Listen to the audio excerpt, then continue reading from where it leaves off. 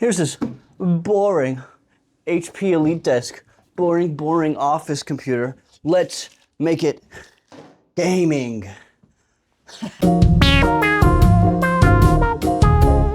So here I have our office computer, and this is an HP EliteDesk. It's got a 4th gen Intel i5, it's got 8 gigs of RAM, and it has a 1 terabyte hard drive. I know, hard drive, ew. But it was only $49, $48.99 to be specific, so can't complain all too much there. For our GPU here, we have a 12 pinless, no power connector, RX 550 with 2 gigs of VRAM. This was also $49. So these two together only come to total around $98. So what kind of gaming experience can you expect for under $100? Well, first, we gotta get this bad boy in the computer.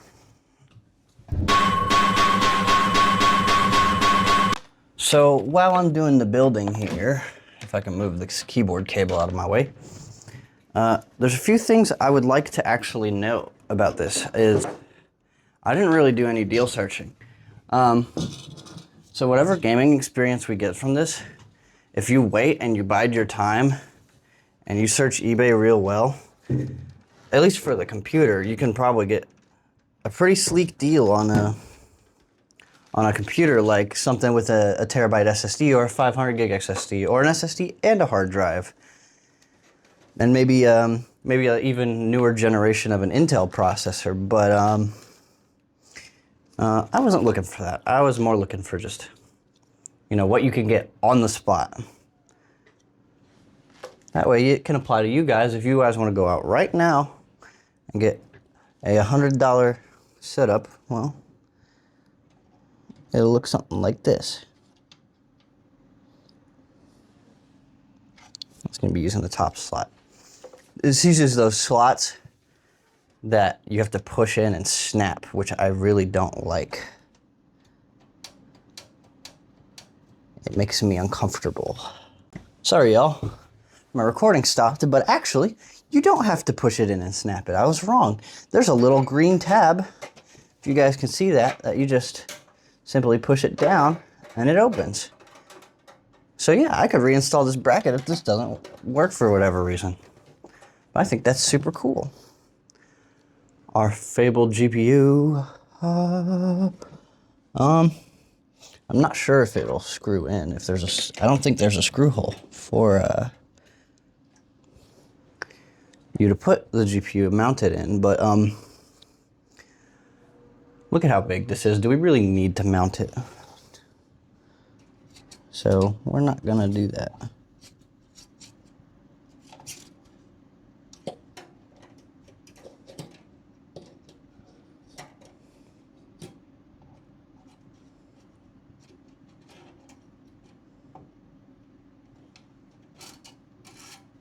Oh no.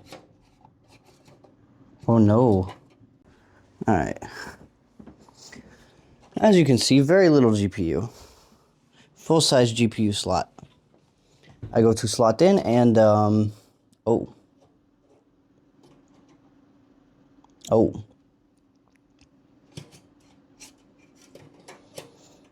Some of you are going to cringe really hard at what I did, but I kind of just bent this bracket back since it was in the way, and now the GPU is sitting in there just fine.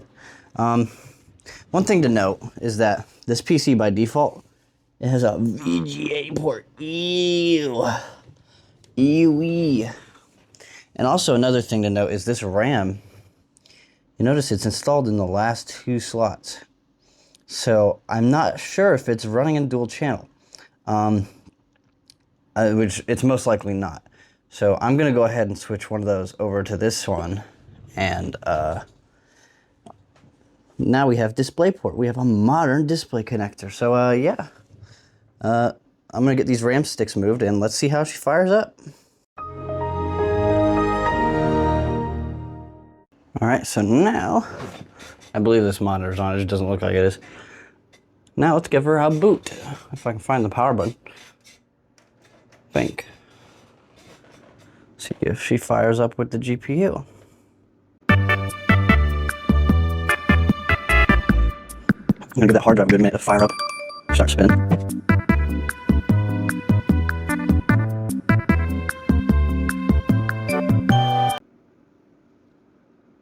And here we are. Wow, that took a while. Kind of made me nervous. And it is plugged into the GPU here, so we know our GPU is good. And I don't know what resolution that is, but it looks absolutely bunk. All right, so a little more context on this computer. I already boot tested it before putting that GPU in. Don't worry, I'm not dumb. I mean, at least not completely, maybe a little bit. But I tested it, and I haven't tested this GPU at all, so it's good to see that it works. Let's get this resolution set to 1080. Why don't we? Now it's running on Windows 10 here. And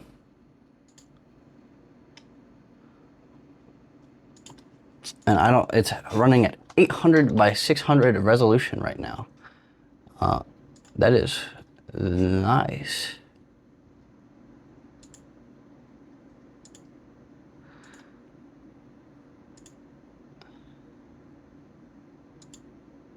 And it seems to think our refresh rate is 1 hertz. This is more than 1 frame. It's 60, but it looks like we're gonna have to get some drivers.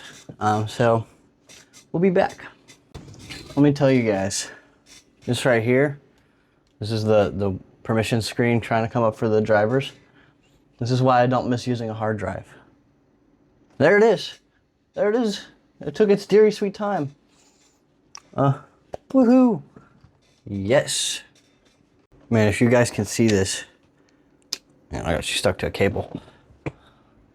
That 800 by 600 resolution looks absolutely riveting. Looks like a Nintendo DS on there. So, I thought I was using my monitor speakers. Whoa, our resolution's way better. There's speakers in this computer. And they're actually better than the monitor speakers that I have, which is crazy to me. So now that we're loading in here, the next thing really, because I don't have to install drivers for everything else, it's already installed, it's a pre-built computer. The next thing we'll go on to install is some benchmarks, just to stress test this GPU to make sure it works. And we'll install some games. And just like my other video, I'm gonna play test the same 4 games. That's Doom Eternal, Valorant, Fortnite, and if I can think of it, GTA 5. And we're gonna see how well they run, and if they run. Hopefully, they do. So yeah. So something I want to correct earlier that I said in this video is that the RX 550 is 2 gigs of VRAM. Actually, it is 4, which gives my hopes that the games that we have will run a lot higher. As you know, something like a GTX 1050, that can be 4 gigs of VRAM, and those will run those games. So yeah, I think we can get at least a standard 60 FPS experience, so nice. So I've connected it to my smaller monitor here so I can use my own computer, but something I've noticed, man, this download is going incredibly quick for it being on a hard drive. And this isn't a transfer or anything, it's a download, and it's going real fast. So this hard drive, you know, not bad for a hard drive. And this is a used computer, so you would think it'd be worse, but it's actually going pretty well. Alright, for our gameplay, first we got Valorant, and this ran at an average of 135 frames a second. The only time we saw frame drops was during the new rounds, and that's not a big deal at all, because, well, you're not really doing anything, getting in any fights. So this has a high refresh rate experience, and this is at 1080p on lowest settings, so you could even raise some settings if you felt like it, but I mean, it's best for visibility even, like if you have high spec hardware, for you to use low settings so that you can see enemies better. So yeah, this is a great competitive experience until you get to Fortnite. So Fortnite ran at an average of 41 frames a second, and that is what I would consider playable if that was consistent. So And I did try limiting the frame rate, and it just like it isn't playable at all. When you're first loading in, it is abysmal. It is like less than a frame a second a lot of the time.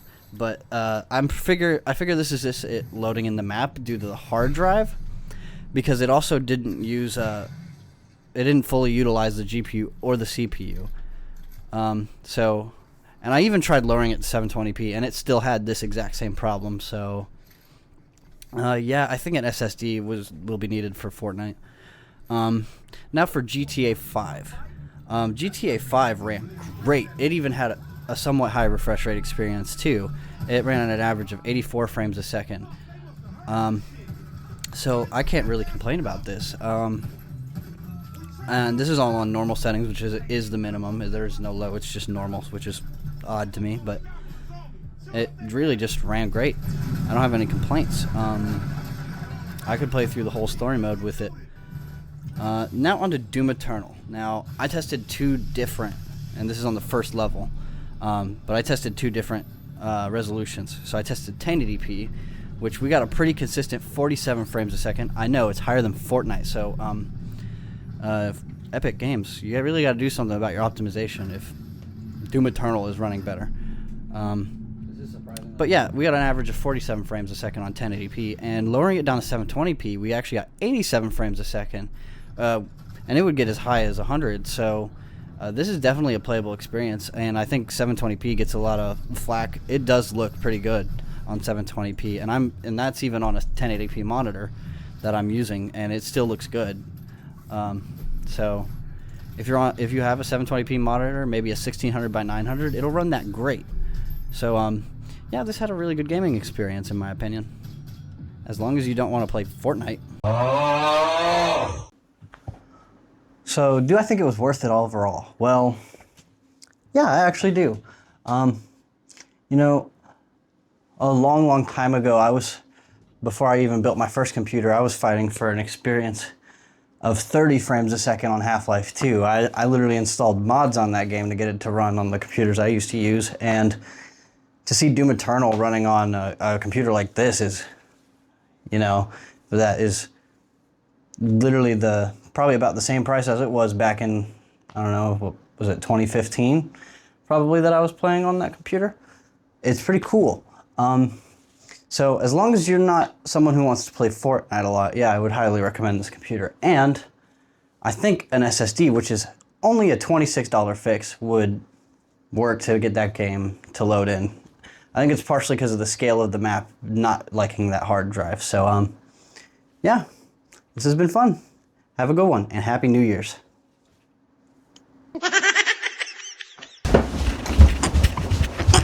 little butthead almost knocked the computer down. He thinks he can move whatever he wants to.